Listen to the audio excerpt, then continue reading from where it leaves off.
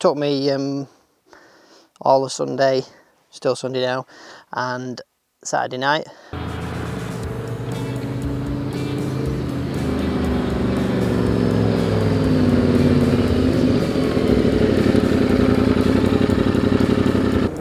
Good evening, YouTubers.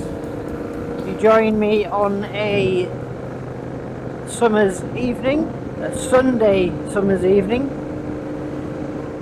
Had a busy Sunday and Saturday night doing some modifications I've been wanting to do for a long time to my Royal Enfield Interceptor. You may already have noticed what they are, but you won't notice the full tail necessarily. So let's start in order of what I did. I fitted some Cycra handguards. Reason being, I've had them before, I know they're good, strong.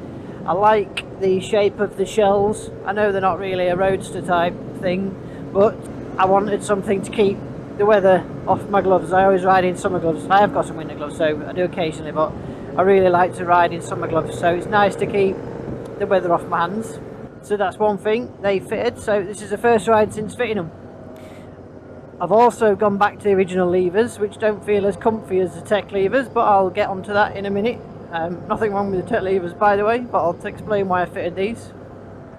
Gone back to the standard ones.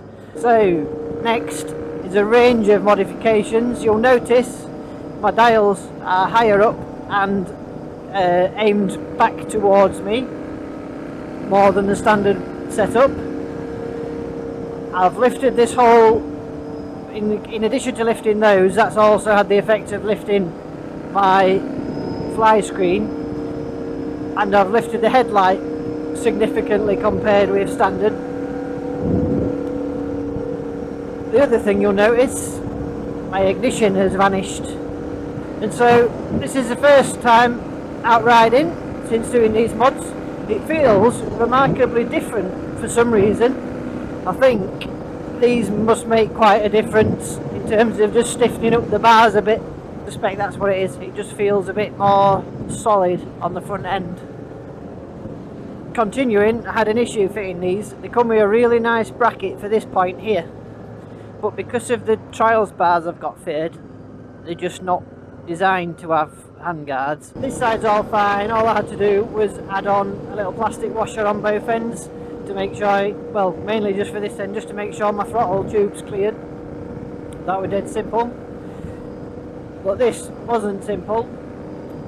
I spent ages fiddling around trying to decide how to do it, and I ended up ditching the brackets. I thought I was going to have to get Silver Fox to make me some new brackets, but I just got lucky because I was messing about with these bars and the old bars that we had on, that we took off KJ's bike, the other Renthals, and then I realised I could do similar a bit similar to how Barkbusters have their setup. I'll just pull over for a minute, make sure you can hear me.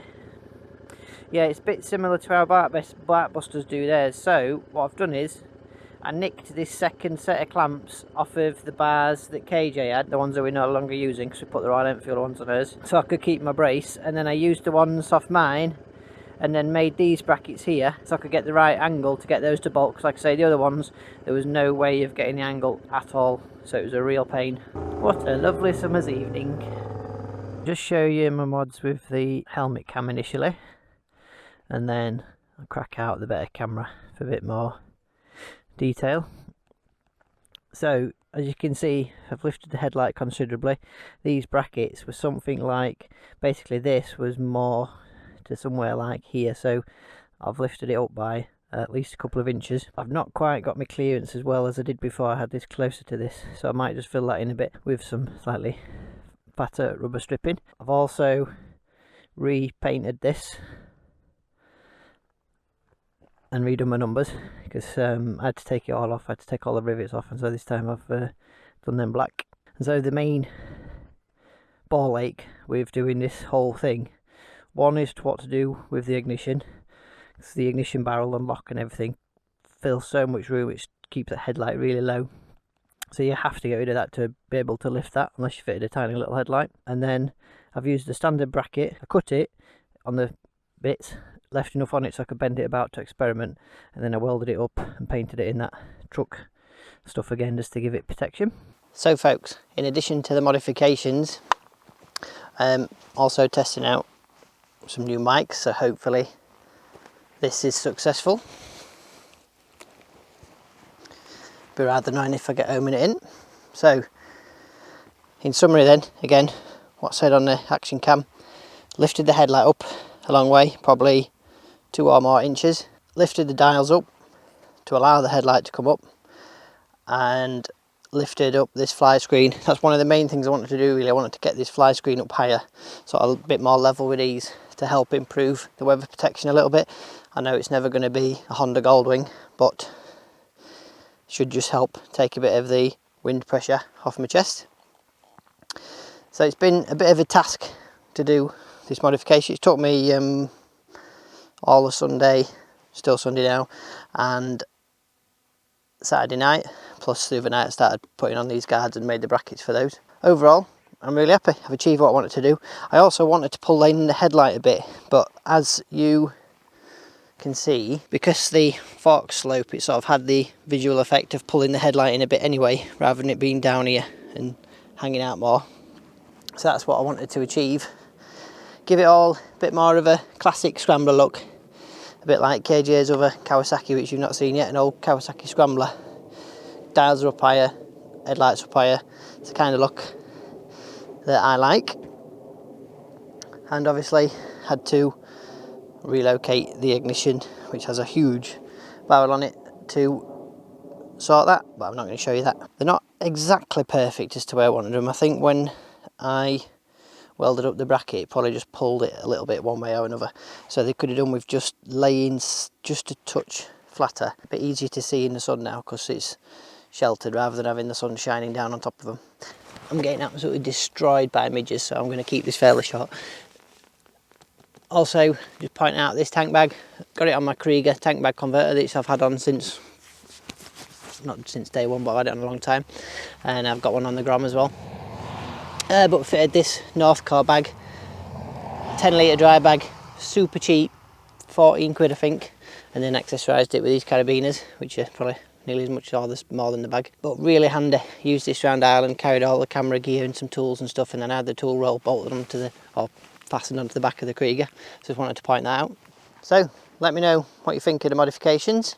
I know the handguards won't be to everybody's liking because of the style of bike, but I wanted something to protect my levers. I'm always nervous of the levers, and then but primarily, if I'm honest, it's to keep the weather off, because I don't think I'm in huge danger of breaking the levers, although I'm going to be doing a bit more off-roading coming up, so might be then.